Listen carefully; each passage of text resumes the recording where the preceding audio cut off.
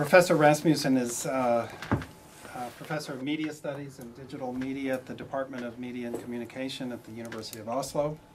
He's going to be visiting us for how long? For 3 months. 3 months. Just arrived last week, I think, and we're delighted to have him here, particularly because the focus of his work now is on internet governance, which is a key issue of the Oxford Internet Institute and a number of professors here. And so today, the complexity and legitimacy, internet, and you're going to look in particular at the Internet Governance Forum, which I did not have the opportunity to attend, but I'm very anxious to hear your analysis of that. Professor Rasmussen. Okay, thank you and good afternoon. And thank you for accepting my invitation to stay here for a while and also to give a talk today. I'm going to address what is called Internet governance, and particularly Internet Governance Forum. That was something that started last year. That's one of the two issues that I'm going to work on while I'm here. The other one is more sort of micro-sociological oriented, related to social uses of the internet. But Internet governance, when I decided to take a closer look at the IGF, the Internet Governance Forum, my colleagues in Oslo, they asked me why bother to examine a process that doesn't mean a thing for the future of the internet. That future, the future of the internet, is decided quite elsewhere. It's decided in the IETF, it's decided in the commercial products and business ideas that enter the market. It's decided in the initiatives from the NGOs and from the open source movement, and from the decision-making of national governments. It's not decided in Geneva or Tunis or Athens. The internet governance process is allowed to run, they said, not because it's important, but because it's considered unimportant. And to a certain point, I think my colleagues are right. I went to Athens with mixed feelings, and I returned with mixed feelings. And those of you who are familiar with the UN system knows that it has a certain style and a particular language. And most of the first day was spent on great men and great words, repeated again and again. And the luxury of the hotel suites was sort of marked a certain contrast to the lack of internet access at the conference. So, but anyway, quite a few people within research are attracted to this process for different reasons. There are workshops and seminars like this one that discuss internet governance all over the world now. And today, by the way, there is a meeting in Geneva where the advisory group reviews the Athens meeting and possibly presents an agenda for the next IGF meeting in Rio de Janeiro. Some follow this process because it's an interesting case in the area of international relations. Just like ICANN, by the way, it is a quite new international body. Others, like myself, are more interested in internet governance as a new stage, not in world politics, but in the relationship between the internet and society. And in spite of my colleagues' discouraging response, there are at least 3 reasons why I believe it's worthwhile to observe the Internet Governance Forum process. The first is that no one really knows what the Internet governance is. There are plenty of ideas about what it should be, but what it will be isn't entirely open. That itself is a key question for the forum to sort out, which means that right now is a good time to take part in the reflection about what it should be. And second, after attending the Internet Governance meeting in Greece, and particularly after the research seminar there, I realized that Internet Governance Forum process itself and the research that follows it and reviews it are very closely connected in a normative sense. Research seems to prefer a facilitating role. It identifies very much with the Internet Governance Forum itself. And my own take on this is to look at it from a great distance. a lesson to learn from previous United Nations processes is that very high ambitions eventually may end in disappointment. And although the parties involved are committed to optimism to keep the momentum, research should also pay attention to the obstacles, the power, and the difficulties that internet governance face. The power play. It's excellent if the research community can influence the process by providing conceptual clarity, perhaps even deliver policy initiatives. But we also need research that takes on a broader perspective and observe from a distance. The international political community and civil society will need sober analysis about what conflicts of interests that actually influence the process from the very beginning. And third, and this is another important reason why I think it's interesting to observe this, I believe that this issue should benefit from being connected to an historic view on the development of the internet. The controversies and the tensions have their roots in the history of the internet, which, as you know, have lasted for more than 3 decades. I will return to that, but first I will briefly remind you of the background for Internet Governance Forum. And we might distinguish between the immediate and the more long-term reasons for Internet Governance Forum. The more immediate background is that the Tunis agenda for the Information Society, building on the Geneva Declaration of Principles, identified some main challenges related to the internet. Among them were problems like lack of network availability and capability and skills to use the internet, particularly in developing countries. Affordability, lack of affordability and availability of the internet, lack of local access on the web, problems related to privacy, spam, and fraud. The Tunis agenda also reached a compromise on how these issues should be addressed beyond the World Summit on the Information Society stage. It laid the foundation for the Internet Governance Forum for a multi-stakeholder dialogue on policy. It was given the mandate to discuss public policy issues in order to foster Internet's sustainability, robustness, security, stability, and development.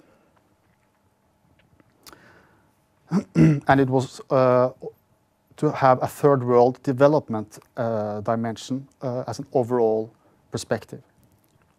A host of problems and issues were in this way handed on to the new governance forum. Internet Governance Forum happened because the Tunis Summit had to conclude on something specific. They did not do so in terms of substantial issues. There were no single focus left after Tunis in terms of specific problems and issues to address. And therefore, the Internet Governance Forum was a compromise to keep the stakeholder groups together to ensure that the process went on. So, before its meeting in Athens last October, the Internet Governance Forum was a quite vaguely specified instrument. It was largely left to the forum itself what it should do as long as it addressed the problems raised in the Tunis agenda. The more structural background is relates to a number of changes and transformations that you are familiar with. They all relate to increasing differentiation of interests and stakes in the internet. Liberalization and digitalization of telecom, which made them into important players in the internet service provider business, and also gave more energy and authority to ITU as an international policy agency. Second, a general integration of the internet into society, making the internet an infrastructure for all forms of communication, which created mixed experiences and a diversity of views about the blessings and dangers of the internet. And particularly mass consumption from the mid-1990s, new demands, new expectations, and a number of new market players appeared. Software developers, internet service providers, research, public regulatory bodies, and so forth. And of course, globalization, spread of infrastructure and use to developing countries, which also created political awareness about barriers and potentials of the net. And this debate was then linked also to the general globalization debate and the globalization critical movement. Research reported on digital divides, problems of access and competence as input to policy discussions. And finally, the new regime of the domain name system, which received a lot of attention in the late 1980s because of its ambiguous status. That whole debate put the question of internet regulation at the agenda. Let me also say a few words about governance in general and how I see this in this context. Some definitions of governance emphasize that it's a process of collective action that guide or restrain other collective activities. We could draw upon Anthony Giddens and say that governance is collective action which applies certain rules and resources on a distinct set of social issues.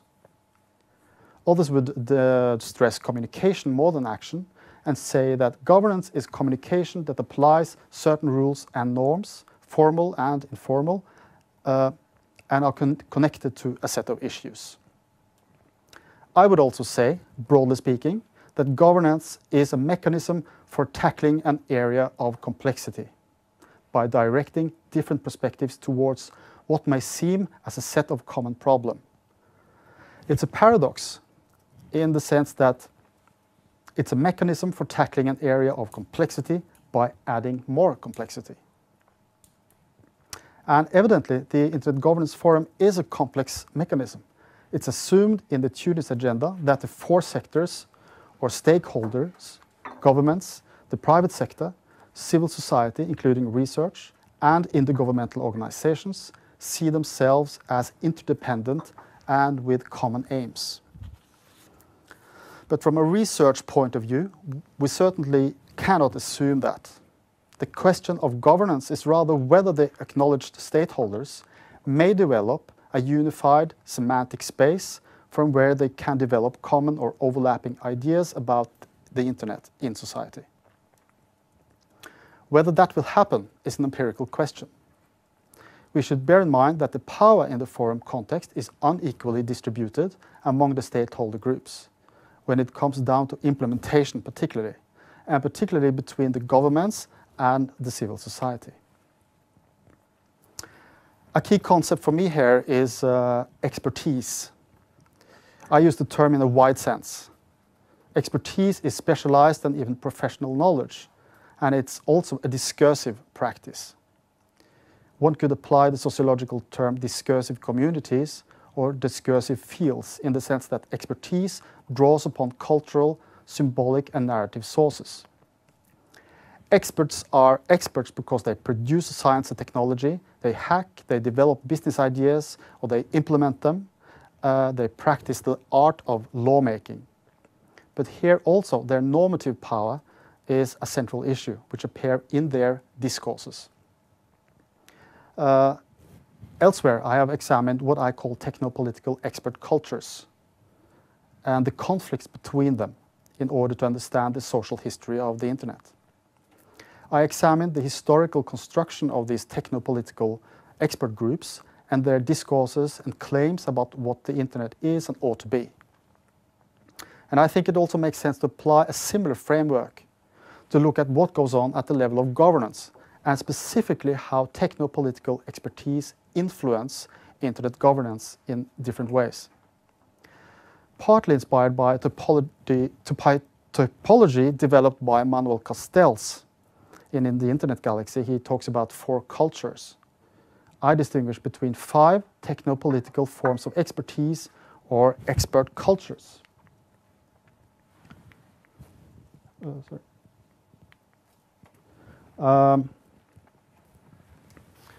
And just to say a few words about each of them, I think you will recognize them quite quickly. The first consists of the people and the environments that were central in the projects that preceded the internet, like ARPANET, the Cyclades network in France, AloaNet and others, and also people, individuals like Windsurf, Robert Kahn, Paul Baran, Donald Davies here in Great Britain, and others.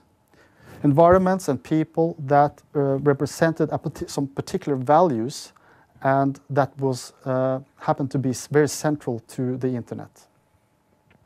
The values was about robustness, distributed solutions, best effort, technical neutrality, etc.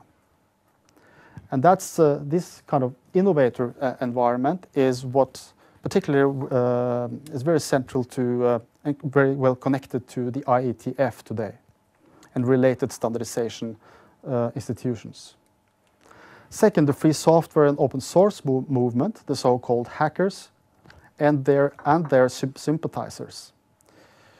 Consists of a number of open source projects combining programming skills with a technopolitical perspective, focusing upon the superiority of open source code, either in terms of morality or quality.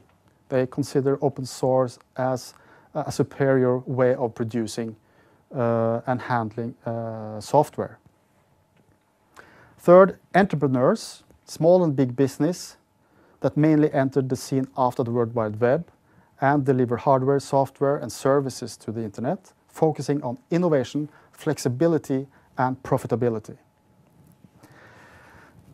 And then the bureaucrats and the policymakers that operate from within national political legislations that emphasize stability, legal order, accountability, and jurisdiction. The focus is on the problems like cybercrime, spam, pornography, but also on how internet can be used to enhance health services and education. And finally, activists, civil society, NGOs, who are engaged in a number of issues, like environmental issues and civil rights, and who have connected this to the internet eventually, the last 10 years or so. Historically, these 5 expertise cultures have emerged from conflict situations and tensions, and therefore they tend to focus on specific issues, problems, and solutions. They consist of a mix of knowledge, skills, and values that appear in their discourses. They consist of a core group and also they have a sort of a periphery of followers. And they have certain ideals and norms as guiding lines for their work. And they have their central figures and role models.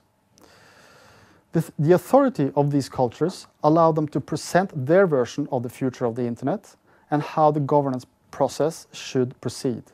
They all work skillfully to maintain their worldview and their way of seeing the internet as coherently as they can, but they always remain within their own horizon. They have their epistemologies, their knowledge that produces and negotiates certain practices about themselves and about the reality of the internet. And by doing this, they select and ignore aspects of the current internet reality. This is, of course, a simplified picture, and the reality is much more untidy than this. But I think it helps to think in terms of such technopolitical expertise cultures to get a picture of the complexity of the matter. In earlier UN processes, the issues were dealt with by governments alone. The problem of legitimacy were limited to the problems that governments had.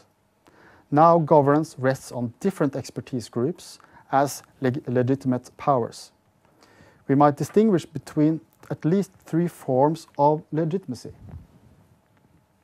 Representative legitimacy, based upon the representative electoral political system in nation states or in the EU,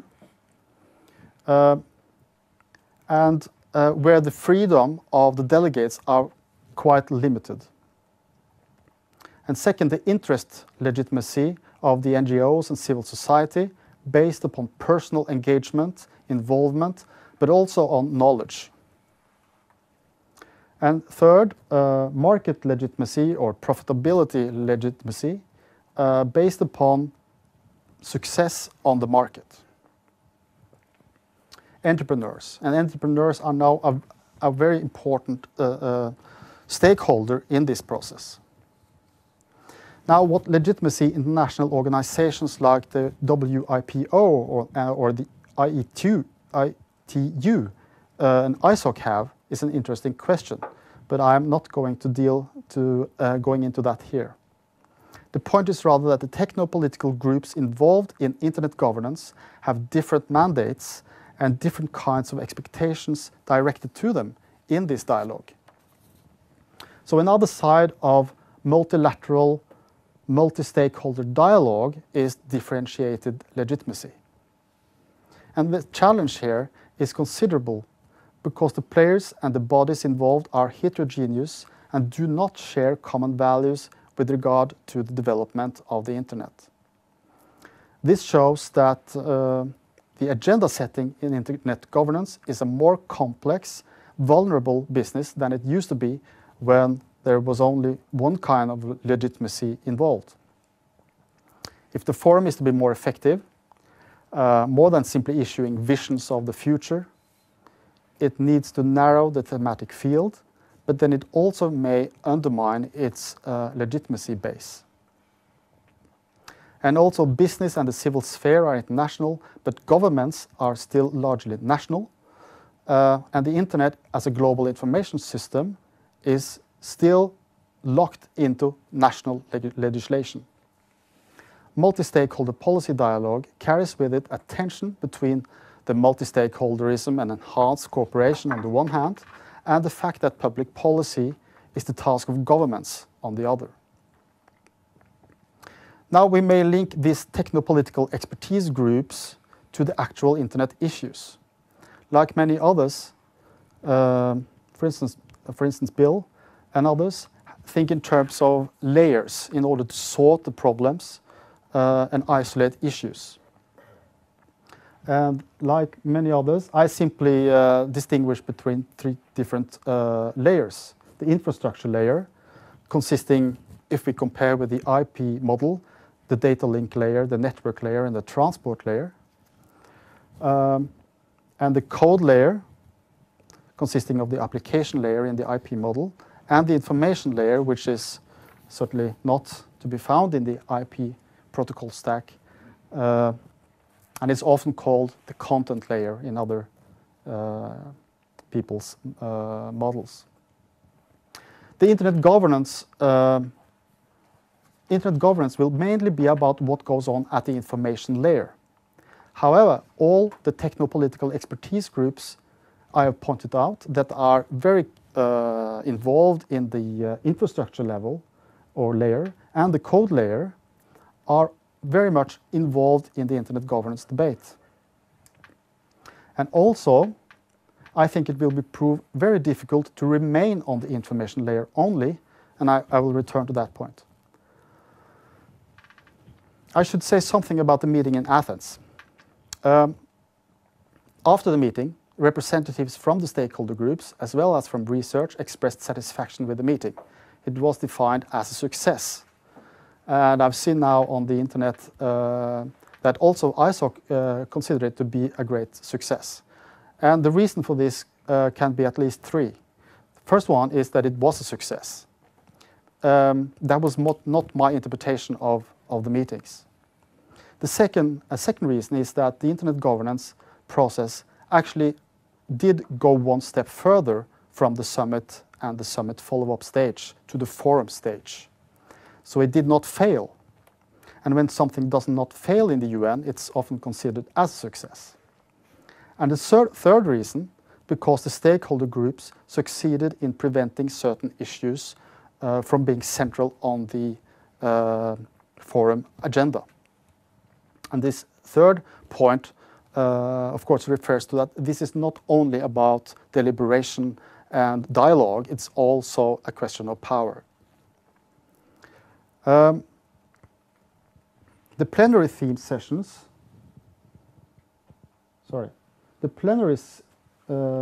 this refers to how the different technopolitical expertise cultures are sort of involved in different layers, but they are in this governance process. They are all involved in what goes on in governance, particularly on the information layer. themes and issues in Athens. There were sort of defined 4 themes for the open plenary sessions: openness, security, diversity, and access, which dealt with a number of issues, as you can see. That was sort of the one main dimension of the conference. The other was the workshops. There were a number of workshops, 36 workshops, and that addressed a number of issues. The majority of the workshops dealt with questions of access, and the second most discussed issue was related to openness. The least addressed issues in the workshops were those under the heading of diversity, although a lot of plenary and general debate focused on this due to its controversial character related to international domain names. The most controversial workshops and topics were, not very surprisingly, open software, intellectual property rights, and international domain names. These issues created some debate and discussion and were considered controversial. The least controversial topics were the more traditional development issues like empowerment and diffusion and spreading of the network, empowerment of local strengthening of the local access, further deployment of the internet, more local content, and so forth. And it is possible that the forum may reach a compromise, we could perhaps call it a rough compromise, on implementing a program around some of these issues that don't contradict other issues or operate at the expense of other issues. And I think that the some of the access issues and openness issues will sort of be possible areas where one could reach at some compromise.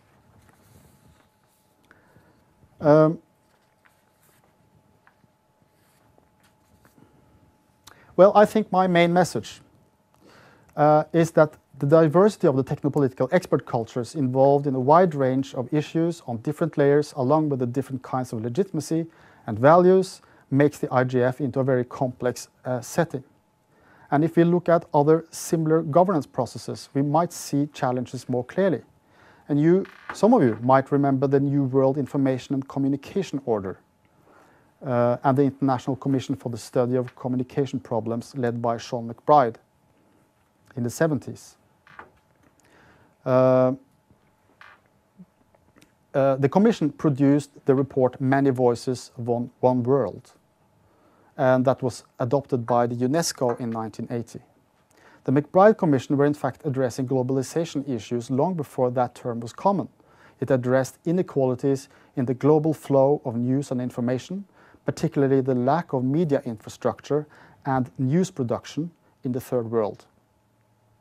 The demands were democratization, decolonization, demonopolization, and development. And if we compare that process with the IGF process, we will see easily see important changes in that now it's not only governments that are the main stakeholder, but we have a multi-stakeholder principle. There is not so much talk about exploitation, but more about inclusion and exclusion. It's not so much talk about regulation, but more about self-regulation. And I think also the expectations are more moderate now than it was, but they are of course more diverse now because we have several quite different stakeholders. And the organizers have changed from the public, sort of radical UNESCO environment of the 1970s to the ITU, which is very much oriented towards the private sector. But still, development is a main perspective. There is much more complexity, I would argue, in the current process, because you don't have the main conflict between the East and the West and North and South. You have a number of dimensions that goes right through this debate. Another proposal has been to build on the original internet governance model, which would be the IETF and the way they work. It has been suggested that the working model from the original innovators could do the job. Evidently, Internet Governance Forum is quite inspired by the IETF. According to the agenda, the IGF should be open, transparent, lightweight, and decentralized. It sounds a bit like the IETF. As you know, the task force do not apply voting. There is no formal criteria for participation. All meetings are open. All documents are available and free to anyone. All have the equal rights to speak. The decisive point is whether you can argue better than others. It's the better argument that counts, to sort of use one of Jürgen Habermas' phrases. Anyone can appeal to the chair to review decisions based upon argumentation. And it's the pragmatism of IETF that it comes through in its admiration for the simple, the neutral, the robust, and the useful. So it's IETF has traditionally been, however, IETF has traditionally been a relatively unified expert culture of what I called innovators, with a large number of affecting working groups at its essence. But as I have indicated, that's not at all the case with the IGF. IGF functions in a totally different environment. Less is taken for granted. There is less common ground. To illustrate the difference between the two climates here, or kinds of environments, I could do a very quick digression back to the bourgeois public sphere that has been very famously analyzed by Jürgen Habermas. Habermas makes a sociological and historical account of the conditions for the constitution of the bourgeois public sphere at the late 17th century, and the self-image of it, and its self-image as the locus of reason. And he points at some important aspects of the public sphere which explains its emergence. But he also explains, I'm not going to go into all this, some of you will know this analysis by Jürgen Habermas.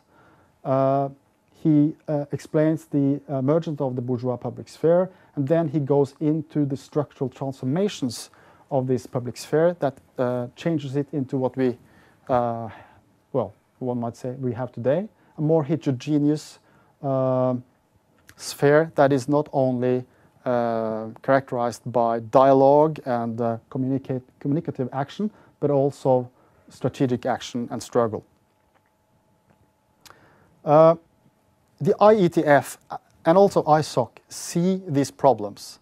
They see that internet governance today is something quite different than what it is within the IETF or used to be within the IETF. IETF is concerned about the rise of both commercial and regulatory power.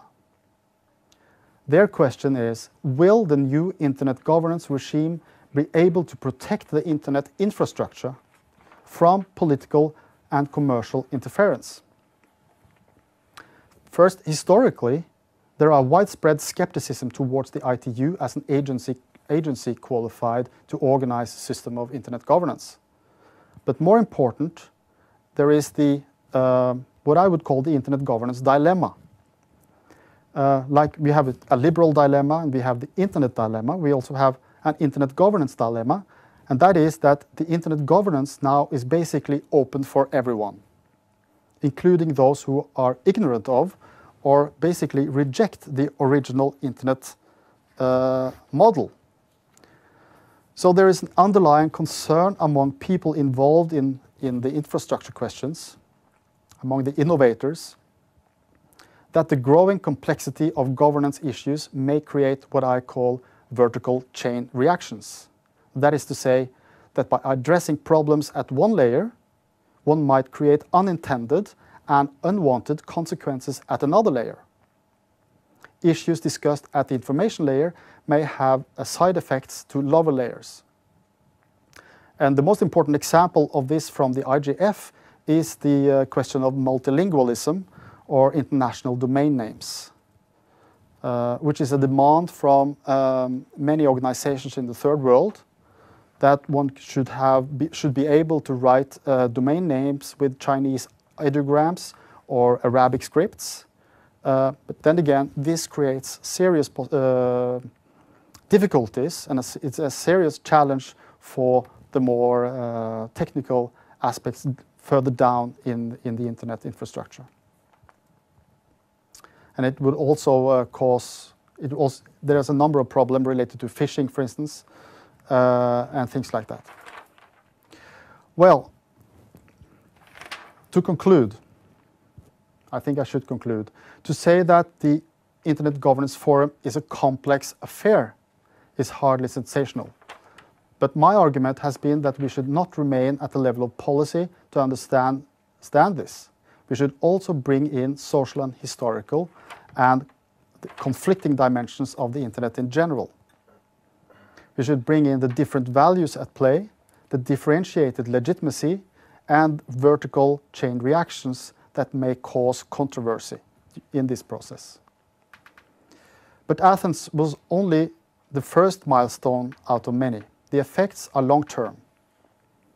In a modest way, I think it will be a success, not because it solves any concrete problems, but because it keeps going a multilateral and multi-stakeholder diplomacy. But then there are a number of organizations and groups that will not be satisfied with diplomacy in the long run.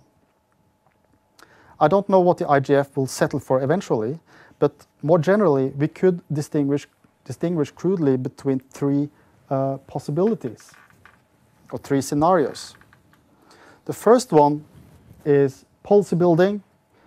The IGF is met with high expectations from particularly civil society. Deliberation is not sufficient, they say. We need policy proposals that can generate policy consensus among all parties. But as I have indicated, that's not very likely to happen, at least in the short run. Governments will not be pushed to subscribe on views that contradict their national policies. Among governments, the IGF is generally thought of as a complementary process, and it's not supposed to replace governmental decisions and negotiations. The second scenario, all talk and no action, there is a risk that the process may lose steam as a result of diverging interests and a lack of consensus on concrete policy issues. If little comes out of it other than endless debates and statements, frustration and disappointment takes over. If one stakeholder loses interest, all loses interest. And particularly the NGOs will experience fatigue if their investment in this work is wasted. The third scenario, normative integration, in some light version at least, is probably what we should work for and hope for. That is that ideas and knowledge may emerge from the Internet Governance Forum that eventually may lead to national pressure. And national governments may use the IGF as a mirror to see their own Internet policies in a global perspective. And for instance, the McBride Commission reached recognitions that we take for granted today. First of all, that global power is not only about decolonization and political oppression, but also about international information and communication systems. But I think that effects, at any rate, will be quite informal and at the level of attitudes and awareness. And that's all for now. Thank you.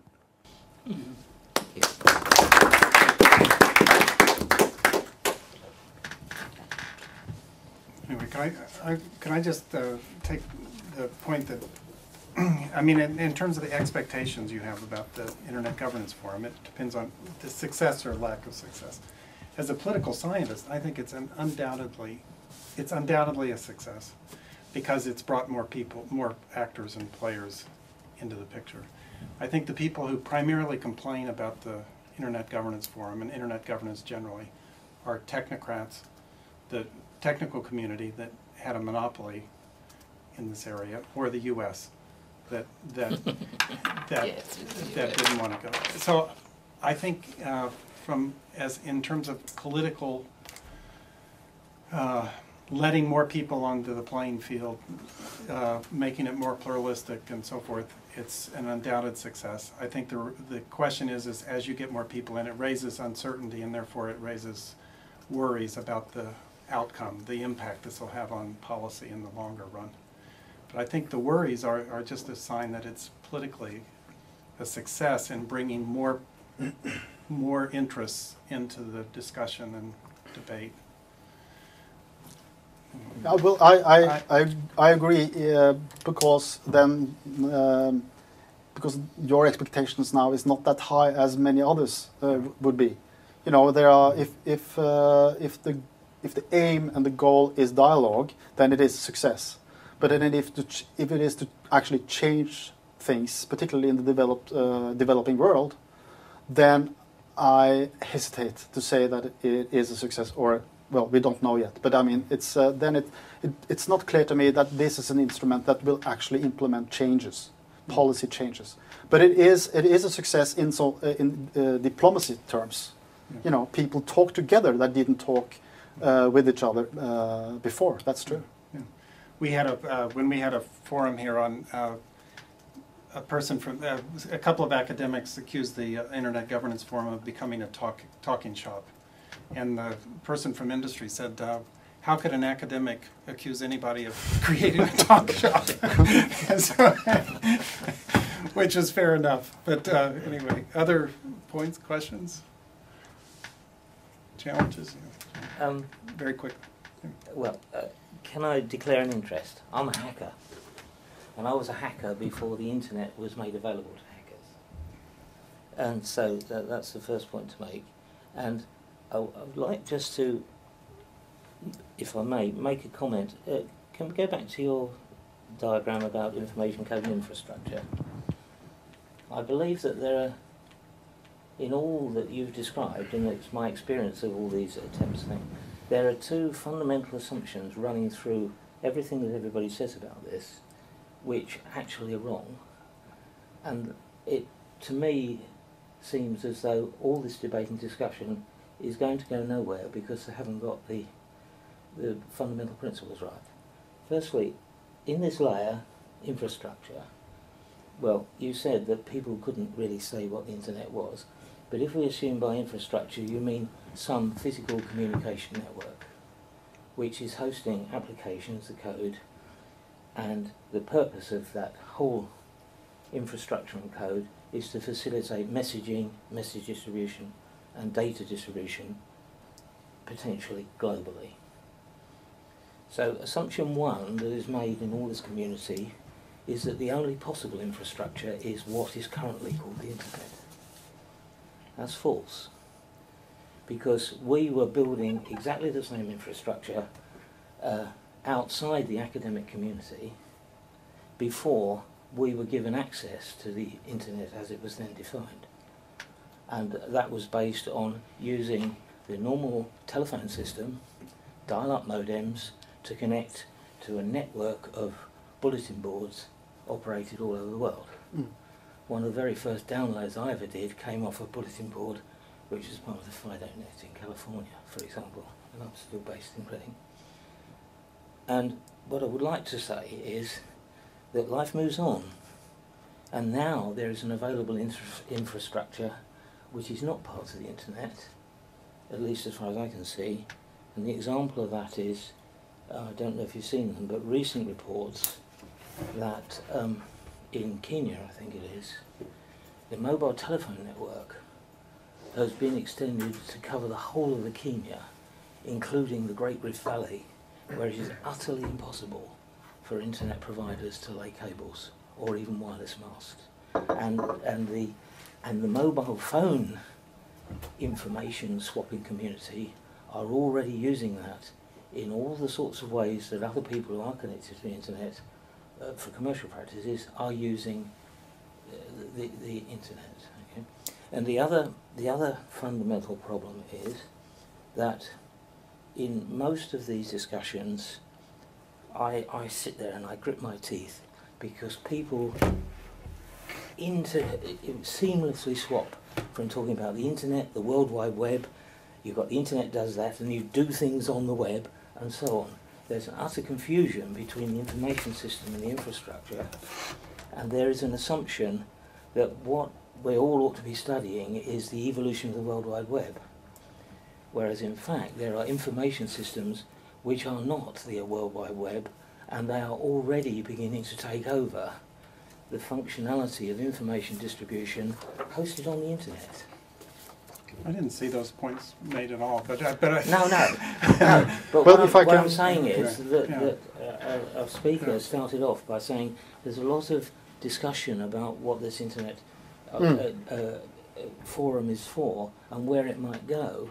If it's not discussing the real issues, then I'm sorry, I don't think it'll go anywhere. Well, I think it discussed the real issues, but it discussed so many different kinds of issues. So I mean, most people would find their issue in the Internet Governance Forum thing, I think. And I also agree with you. I mean, the internet is much more than the internet. The internet is much more than the web, and that came also very clear during the Internet Governance Forum that this is about accessibility to very different kinds of media that use the internet in one way or another, and access to different things. So it's it was not the web was not very central at all actually. And regarding the infrastructure point, you're right. There was electronic bulletin boards operating aside from the internet, but now to the extent that they exist, they are on the internet, and also this is mainly an analytical tool, just to sort of try to sort out things. The idea is that the technical community use the layer way of thinking to get the work done. You know, that you can work parallelly on different issues and different problems. The question is that possible also on the internet governance in the internet governance area? And what I indicated is that it's much more difficult actually, because the problems are intertwined. You can't keep these things together from each other, separated, so easily here as you can do when you are a technician working on the technical protocols. Yeah. Yeah, please.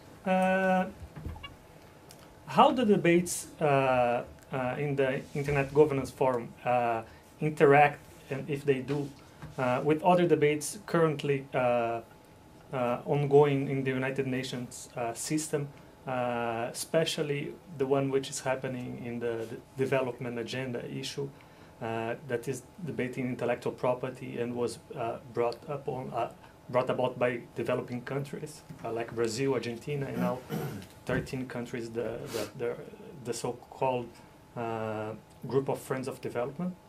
How does discussion interact with the IGF? Because they're common issues, related issues on intellectual property rights that are not very clearly sorted out, for instance, in the Tunis Commitment that doesn't mention extensively issues of intellectual property rights, but of course it is influenced by them. How those debates interact, if they do? Well, there was, particularly in the some of the workshops, that was discussions about these things. You know, certain countries in the developing world have very, very specific interests and claims when it comes to intellectual property rights, and also to open source problematics. The problem here with the Internet Governance Forum related to the intellectual property rights is that the UN has interests on the property holders' side through their other UN organizations. So it is already sort of limited.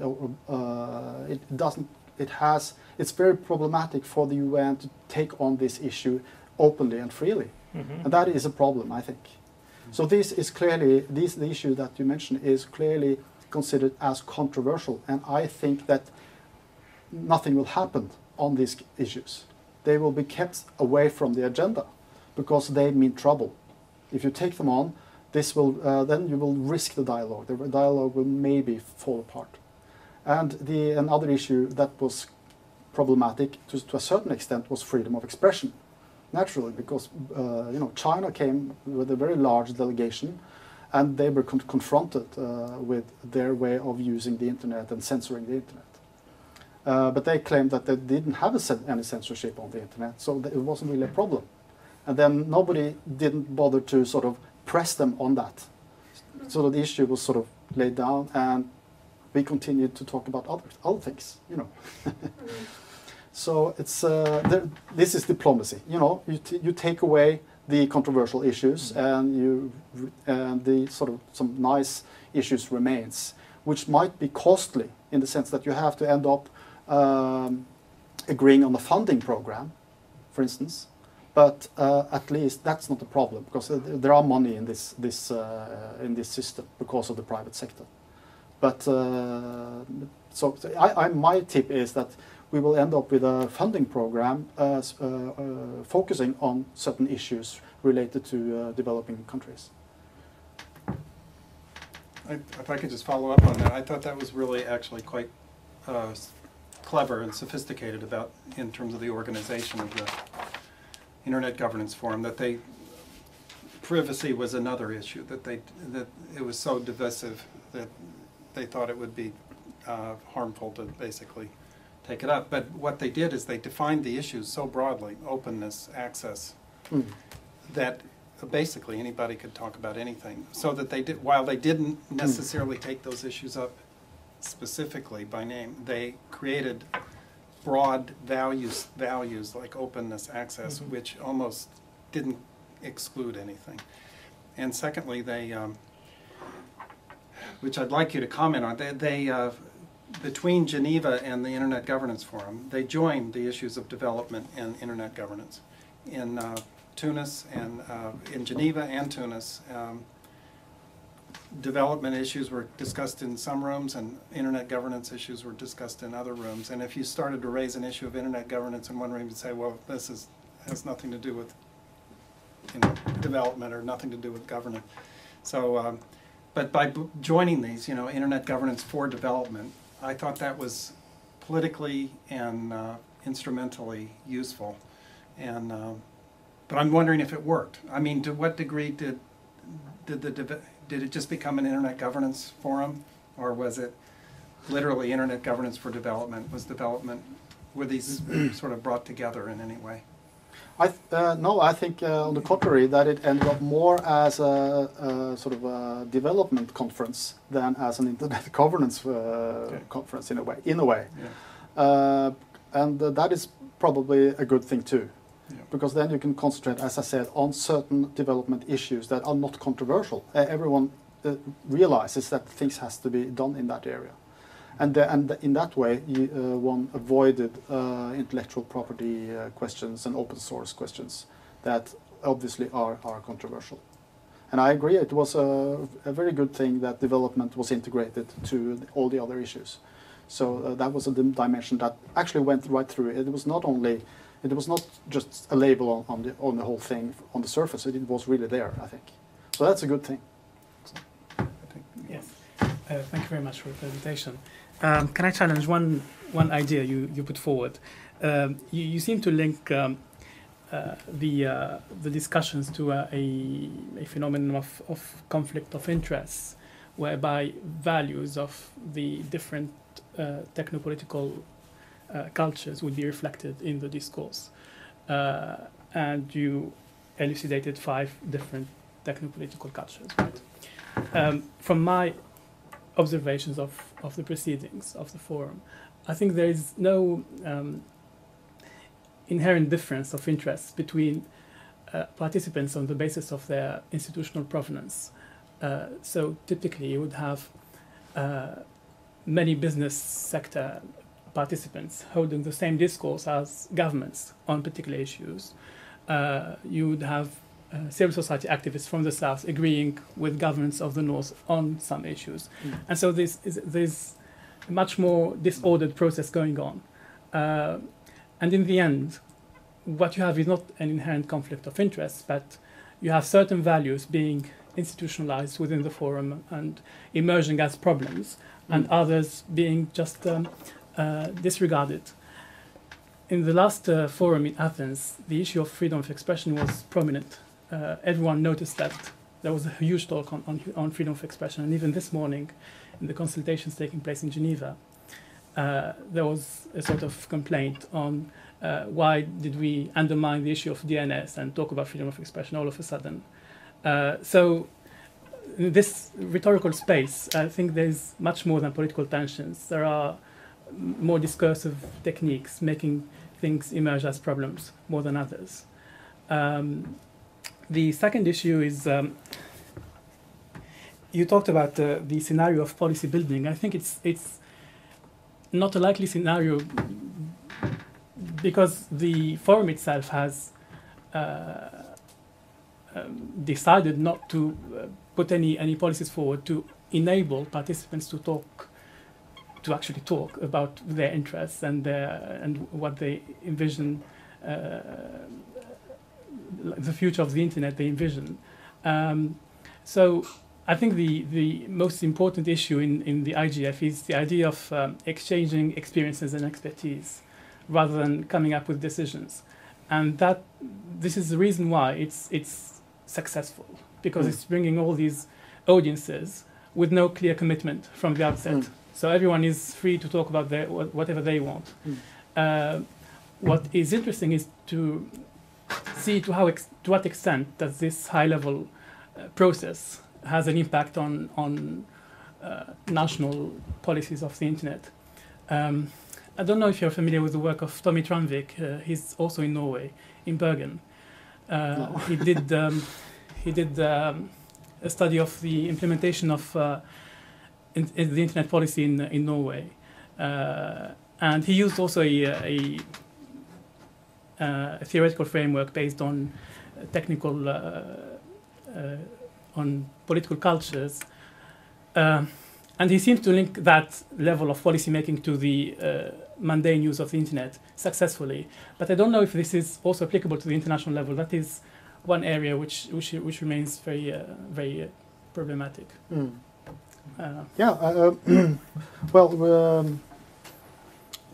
to the question of policy implementation, I think we agree. But you say it's a success. But and then again, everything can be seen as a success if you just lower your expectations. You know, it's so I agree. But I mean, there are certainly in this process people and organizations that want to do more than exchange viewpoints. There are people that really want actual substantial change in their countries. And I'm not quite sure if they would say, well, you know, if they consider this to be ever a success or not. I'm not quite sure. We'll see.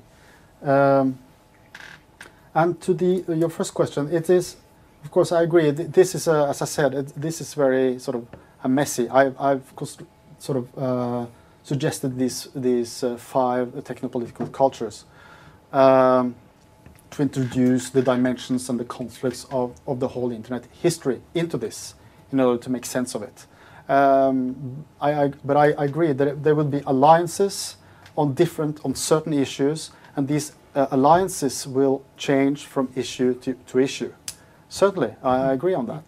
But to understand why these alliances arrive or appear, I think it makes sense to look at who these stakeholders and groups and interests really are and what their role have been in the construction of the internet for the last 30 or 40 years. But it is a very important question that maybe it's not 5, maybe it's 6 or 7. You know, it's an empirical question. From my work with the social history of the internet, I landed on sort of 4 technopolitical expertise cultures, and then I've added the politicians to make sense of this process. But And I've seen similar attempts at doing this. But so the point is to sort of put this issue into the history of the internet. But it still remains a very, very messy and complicated field. I agree.